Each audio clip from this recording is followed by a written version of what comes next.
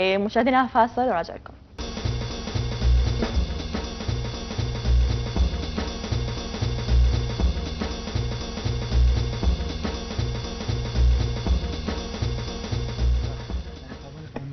مساء الخير. شكرا شباب. الحمد لله. لو وسم. هلا وياسر، هلا وعلاء، وفي ضيف منورنا عبد الكريم قاسم، ناشط شبابي. الله بالخير. الله بالخير. اهلا وسهلا بك. الله بيك. الله عبد الكريم، شلونك؟ زين؟ الحمد لله. جيت مستعجل؟ اكيد، لان خبرني قبل نص ساعه وقالوا. قبل ما نتكلم باي شيء يعني اكيد اشكر حضورك ويانا. اكيد خادماني، الله يحفظك. خلينا نسولف شوي عن فرق العمل اللي تعمل به، وشنو نوع الخدمات اللي تقدموها للمجتمع؟ بدايه عملي بالنشاط المدني، انا طلعت على شباب وبنات قبل فتره استضافتهم، واشكركم على الاستضافه يعني. اهلا وسهلا. كان عملي ضد الطائفيه. اشتغلت اعمال ضد الطائفيه، دمي ضد الارهاب وهي مؤسسه لا طائفيين عراقيين. اشتغلت عشارنا ضد الارهاب والطائفيه. طبعا تعرفون على راسك ريلاكس. زين.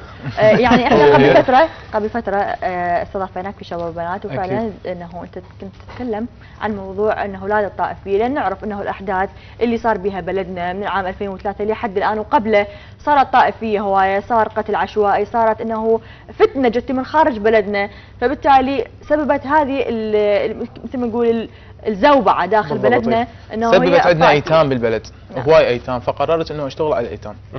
سويت حملات للايتام، سفرة فقير اللي برمضان كل بالاسبوع ناخذ عائلتين نسوي لهم طبخ نشوف احتياجاتهم شنو. اكيد عندنا الاء دراج هي قائده الفريق وانا المعاون مالتها. طيب اليوم يعني فريقكم من كم عدد يتكون ومحصور فقط في بغداد لو متوسع؟ لا عندنا فروع بكربلاء بهذا الفريق، فريق علم باب توم. عندنا 5 احنا ببغداد، يعني شفنا انه كلش كافي، بنروح للعائله ما نروح لهواي، انه نقول لهم ان احنا جايين نساعدكم ما جايين ناخذ اعلام وبس. زين حلو. مثل الباقيين. زين طيب هسه باخر فتره الامطار اللي صارت والغرق اللي صار وبالاخص بالمخيمات مال النازحين، شنو اللي قدرتوا تقدموه لهم؟ سويت مهرجان اللي هو مهرجان كنز الفقير بالتعاون مع انوار الرحمه. نعم. كان الدخول اعلاميين وفنانين، والناس اللي تجي يدفعون يعني بطاقه 5000 تكون للايتام.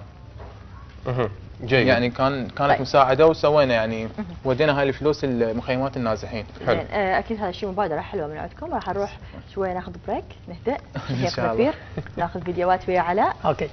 للتذكير فقط مشاهدينا دائما انوه وذكران انه اي احد عنده موضوع او مشكله يقدر يتواصل ويانا على موقع البرنامج بالفيسبوك شباب وبنات من السومريه، وعلى ضوء هذا التنويه اللي دائما انوهه مجموعه من الشباب او اصدقاء الصفحه دائما يبعثون مسجاتهم اذا كانت خاصه في مشاكل. احد الاشخاص من اصدقاء البرنامج بعث لنا مسج اللي هو عباره عن مقطع فيديو، هذا المقطع فيديو مضمونه هو الامطار اللي تثبت من يوم الاربعاء الى هذا اليوم، يعني صار اكثر من 7 ايام. مقطع فيديو بشارع رئيسي بمنطقه الحبيبيه اللي معروف شارع المعارض. هذا الشارع غرقت به اكثر من 40 سياره. المشكله اللي شاهدناها في هذا المقطع بالتحديد انه السياره اللي تابعه لامانه بغداد تفوت من هذا الشارع وكانه ماكو شيء بالشارع، يعني تفوت كل شيء ما توقف ما تسحب المي، تفوت تسلم عليهم وتطلع قبل. امانه بغداد صرحت والجهات المعنيه صرحوا انه راح يعني يسحبون المياه اللي متواجده بالشوارع. نروح نشوف المقطع الفيديو اللي موجود بكل التفاصيل وبعد راجع خليكم معنا. هاي معارض الحبيبيه اليوم 4/11 يوم الاربعاء، ولا سياره تابعه لامانه بغداد اجت دخلت او شافت وضع الناس. سيارات 3/4 غرقت والباقي تضربت من وراء الروج مال المي.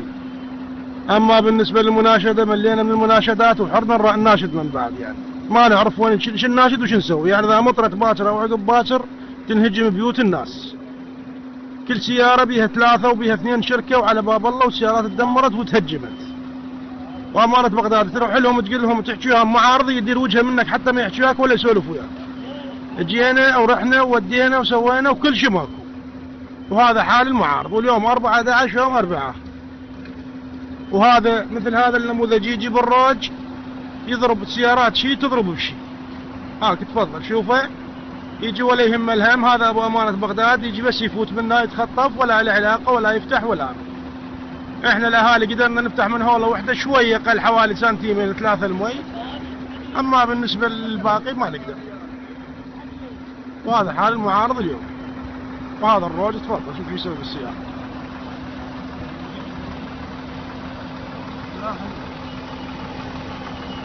هاي امانه بغداد هسه ما واحد انتبه عليه راح يطلع قبار ولا له علاقه ولا له شغله ولا يمك ولا تفضل شوف هذي بوجهك روح. شفتوا مشاهدينا السياره التابعه لامانه بغداد، اوقف طريقك واسحب المياه اللي موجوده بهذا الشارع. طبعا المسج اللي بعثوا لنا اصحاب الفيديو انه قالوا يعني احنا حاولنا انه نفتح المجاري اللي موجوده بهذا الشارع لكن ما قدرنا، محتاجين له معدات ثقيله، يا ريت لو يدعموهم من البلديه او امانه بغداد حتى انه يشيلون هذا المي باكر. يمكن احنا مقبلين على مطر اليوم، لو باكر اذا مطرت ما اعرف راح يصير نهر وراح يدمرون هذا هدر المال العام. نفسه. مقطع فيديو اخر مشاهدينا، السيول اللي قادمه من محافظه او من دوله ايران. السيول اجت قطعه شارع الدبوني الرابط ببدره وجصان جنوب العراق. قطعته هاي المقاطع نشوفها كنا بس بالغرب وما كنا متوقعين انه راح يصير بينا هيك. يمكن الحكومه او يا ترى الحكومه مستعده اذا وصلت الى المناطق الشعبيه او المحافظات او العاصمه بغداد. نشوف المقطع بتفاصيل اكثر وراجعين، خليكم معنا.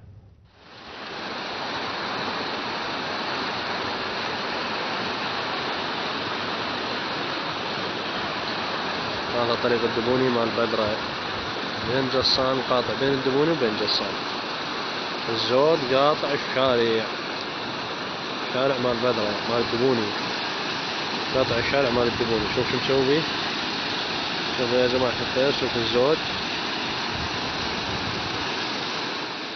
قطع الشارع بالنص. نتمنى تكون استعدادات جاده من الحكومه لقضاء او لمكافحه هيك كوارث طبيعيه. طبعا علاء نتمنى هذا الشيء.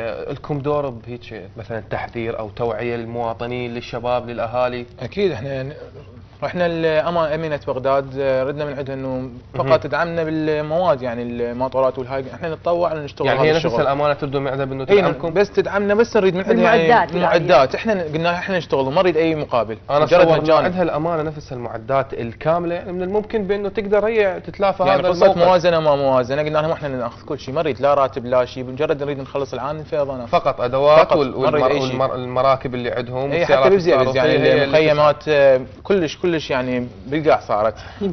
يمكن شفنا احنا الشباب اللي موجودين نشطاء على الفيسبوك او ناشطين على الفيسبوك انه دائما يشتغلون بمعدات الامانه، لو يدعموهم الامانه اوكي يمكن بالليل يشتغلون يكيفون. اكيد شباب يعني احنا الصبح احنا موظفين، العصر ما عندنا شيء. حلو، نقدر يعني بالليل تشتغلون بعد عندكم الامانه؟ ما عندنا اي اشكال، يعني ليل نهار نشتغل. برايك ليش ما انه تعاونت وياكم الامينه؟ ما اعرف، يعني كل مسؤول نروح له نقعد وياه محمد سلمان وغيره مستشار العبادي شؤون المصالح الوطنيه، نروح له نقول له انه نريد هيك شيء، بس مجرد اي ولدي وها هي اكو حمله قبلكم صار تعاون بينهم وبين امانه بغداد والشرطه المجتمعيه، يعني صار وياهم تعاون بانه يعني قدروا ينشفوا المناطق، يساعدون بعض من النازحين، ما اعتقد بس مجرد اعلام، فقط اعلام كدوله احنا نباع عليها فقط اعلام، ما تدور غير شيء يعني. لا هم منظمات مجتمع مدني، يعني مجتمع مدني انه تتعاون ويا الدوله، ما اعتقد ان الدوله دعمتنا، احنا كمنظمه ما حد دعمنا ابد، يعني كمنظمه شبابيه يعني بس طيب. شباب. اليوم احنا نشوف انه هوايه شباب على الفيسبوك من خلال متابعتنا لهم يقدمون مساعدات للنازحين، يقدمون فد توعيه. انتم اليوم تهتمون بموضوع التوعيه، خاصه انه احنا نشوف انه هذه السيول اللي تجينا والغرق اللي يصير بالشوارع بسبب مياه المجاري وحتى مياه الامطار، هاي كلها يمكن لها اضرار جانبيه. انتم توعون المواطنين على هذا الشيء انه ممكن امراض تسوي، يعني تشوفون انه يلعبون بالشارع الاطفال وهاي وكانه ما فد شيء طبيعي كلش. يعني احنا كناشطين وظيفتنا يعني هنا النشاط المدني مو وظيفه، هي كتوعيه، يعني عن طريق الفيسبوك تنشرون انه ما يصير احد يعني الاطفال انه يلعبون بالماء، بس هو المره دازت صباح على صمون شو يسوي الطفل؟ وين يروح اذا ما يوصل الباب؟ يمكن لك هاي الشوارع يمكن صارت سبب للعاطلين عن العمل، يعني يقول انه بالشوارع يوقفون شباب ويدخلون بالماء، اي واحد تغرق سيارته يتعامل وياه بيش يطلع 15,000 200,000 والله. اي صحيح صارت. يا واقف شباب يدعي ربكم يذبحون العالم. حتى المطاعم اللي تشتغل بالليل يبقى عندهم اكل زايد، احنا نروح بالليل ناخذ هذا الاكل ونروح نوديه مخيم النازحين، ليش يذبوه؟ حلو. وسوينا شغله ثانيه انه الفقراء اللي ما عندها معين نروح نفتح لها بسطيه صغيره حلو. تاكل من خلالها، انه مجرد تبيع هي داخل بيتها وتقدر يعني تعيش من خلالها. المشكله الرئيسيه بانه يعني الغرقه، بانه المياه هسه على المطره الجديده نتمنى بانه مو بس يعني نواد تقول اليوم بالليل المدني والامانه كلكم تصيرون حضروا كان المفروض بس ما حد دعمنا يعني من الدوله، مجرد ذكرى يعني حتى من استقالت قالت انه ما عندي فلوس مطار، ما عندي يعني اشتري مطار ما عندها، شو راح يوقفون فيضانات؟ مشكله اذا هي مثل ما قلت حضرتك. زين هاي اعمالكم المستقبليه انه انتم العائله الفقيره تشتروا لها بسطيه وتخليها تعيش من وراها، لو هاي اشتغلناها سويناه. الشيء هسه ممكن نسويه الشيء اللي مستقبل قلت مال المطاعم انه نوديهم البزيبز. البزيبز يعني المراه الحامل حتى ما ينقلها المستشفى ما عندهم يعني لا فلوس اهلها لا شيء، منازحين يعني خطيه.